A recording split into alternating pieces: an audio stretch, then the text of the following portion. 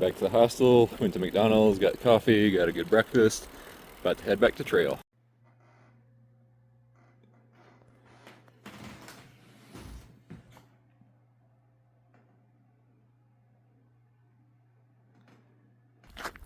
Good morning, folks. We are back heading south. Just got dropped off by a train angel named Connie. Huge thank you, Connie. It's lovely chatting with you. And now we are on the hunt for Creed, Colorado. We've got 4 days between here and Creed. Like today is going to be a 25, 26 mile day, depending on how things go and where we can find a spot to camp. It should be good. I did enjoy my time in Salida, even though it was really quick. It was nice being able to go to the Safeway and get some vegetables and greens and fruit, and then even it out with the McDonald's. Had a little bit for dinner last night, and then had McDonald's breakfast this morning, just to try to get the stomach settled and get everything worked back over after being sick. I think I'm good now. Things seem to feel well, and yeah, feeling great. I feel like that was a great reset in Salida, and I'm ready to charge into the next section, and then it'll be 4 days to Creed, and then about a day and a half into Pagosa Springs, and then we will get off for the wedding. And then once we get back on, 80 something miles to the border with New Mexico, and we'll be in our last state. So things are popping and moving right along, y'all. And we have got an incredible view, incredible weather this morning. I believe it's going to continue for the next couple of days. I suspect we will continue to have afternoon thunderstorms like we've been having, but we'll just try to make sure that we're either done with our miles for the day or in a place that we can hunker down before those really start rocking. Alrighty, folks, I'm heading uphill, so I'm going to jump off.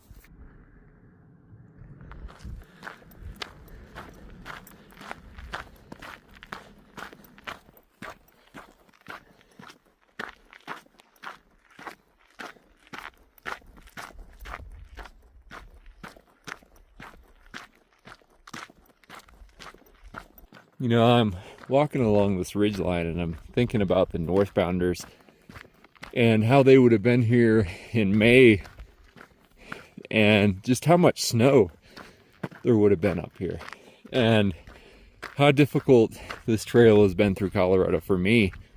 And I've had no snow. And to think about having a post hole for miles on end or walk across treacherous icy corners or icy trail all day, getting your feet wet from all the ice or all the melting snow, and then having to walk. Woo! I chatted with a guy yesterday that it was actually finishing up a section he had to skip because he was a northbounder and the snow was so bad, and he was saying a long day for them was like 14 miles, and I can't imagine how difficult and how challenging that must have been mentally and physically.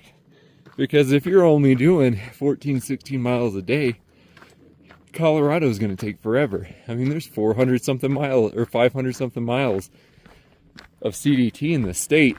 So it's got to feel like you're just trapped here forever and just Groundhog Day. And I've also been reading in Far Out, which once again is like the electronic guidebook app that we're using, like the detours and the alternate shenanigans that these northbounders had to put together just to make it through the state. My hat's off to them, because yeah, that all seems extremely difficult, seeing everything that they would have had to have gone through. And it also explains how so many of them, when we encountered them, just were exhausted and just tired of the trail and had the 1,000-yard like end of the hiker stare. Man, kudos to the northbounders. I don't know if I could do it.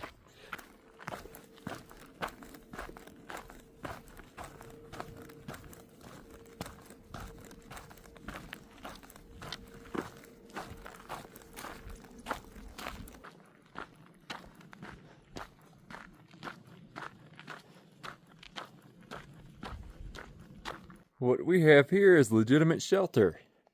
This is like an AT style lean-to. Kind of hard to see in here, but it's got a dirt floor, and yeah, I imagine you could shelter from a storm in here if you wanted to spend the night. It's one of the very, very few on the Continental Divide Trail. And technically it's a Colorado Trail shelter. Really neat. Got your fire pit out front, log to sit in. Somebody has collected some firewood too. That's really neat.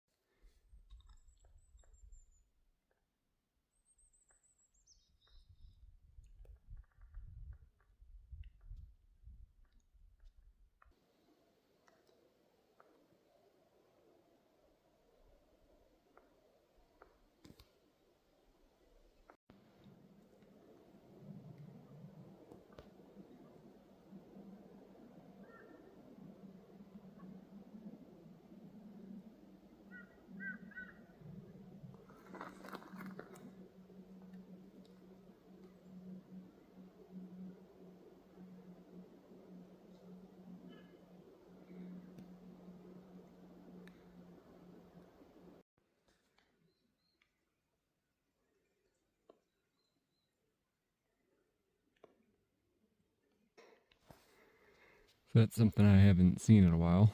Not since Wyoming anyway, but cattle herders hideout basically. So all the cattle must be gone at this point, but you can still see all the cow patties.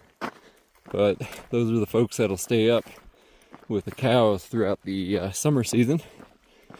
Saw a lot more in Wyoming because there's just a lot more rangeland there. I know there's a lot here in Colorado, but haven't seen near as much as we did in Wyoming. Anyways, day's going all right. It has been way smoother tread than we've had for, man, weeks at this point. It's the very well graded part of the Colorado Trail I'd heard so much about, and I finally was able to hit it. So shout out to the trail maintenance crews. Still dealing with some of that illness hangover. Still having some difficulty getting food down, especially sweet food. I'm really struggling on getting down, which most prepackaged hiker food is sweet food. But thankfully, Swiss Miss has already moved in action and is sending me more savory oriented resupply boxes. So I'll be able to offset that as I continue my way down the trail. And I suspect after I take those couple days off for the wedding, should be back in tip-top condition and ready to eat all my food again. But as you can imagine, you need to eat food for energy out here, and hiking burns a ton of calories, so I know I'm operating at a deficit, and the trail hasn't been exactly easy. So it's not surprising that I'm not feeling super great. But like I said, each day I can eat a little more, get a little bit more settled, and I'll be improving more and more. We have just under a mile to go to camp, so I'm gonna hop off. Gotta collect some water here in a little bit, and then we'll get everything set up.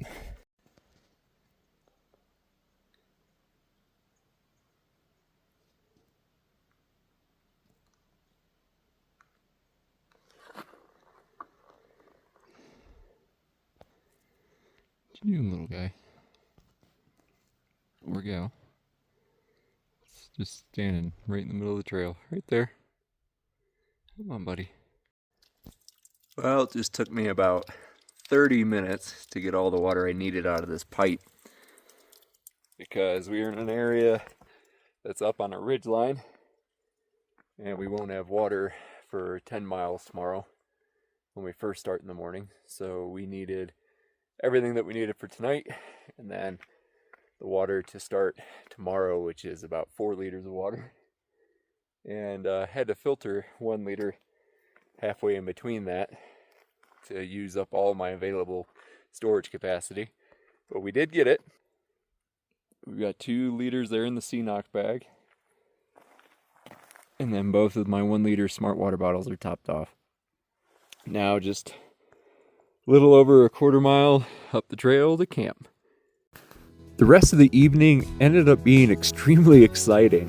In addition to the deer and then the beautiful views, I made it into camp. And while I was sitting in camp, I heard another hiker coming down the trail. And I looked up, and it was Owen, a hiker that I met all the way back on day 2 of the hike and haven't seen since day 5 of the hike. We had been keeping in communication throughout the last couple of weeks, and I knew he had flipped down because he was concerned about doing Colorado before the snow hit. And we finally ran into each other. It was such a fun reunion, and just really added a cap onto the day of what it was already a wonderful, wonderful day. And him and I spent time just chatting with each other and catching up and talking about what all had happened throughout our hikes, and just had a wonderful evening. All right, guys, gonna rack out. Talk to you tomorrow.